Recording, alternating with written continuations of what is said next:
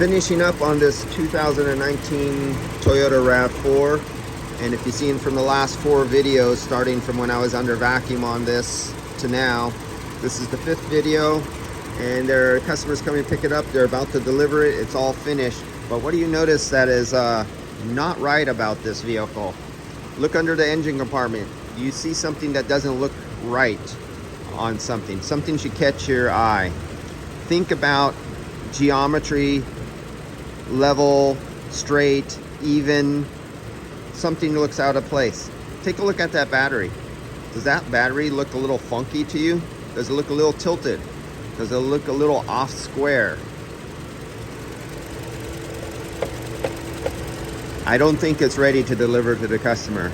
I'll let their manager know about that. And yeah, they put a new battery in here. They killed the battery in the thing because it was here, and they let it go down dead. And the guy said they put a new battery and overcharged and murdered. They murdered the last battery, so of course a new one has to go in. And I guess this is what in is considered in. All right, I'll see you guys. And last thing we need is a bouncing around battery in a passenger compartment, or passenger engine compartment. Catch you on the next one.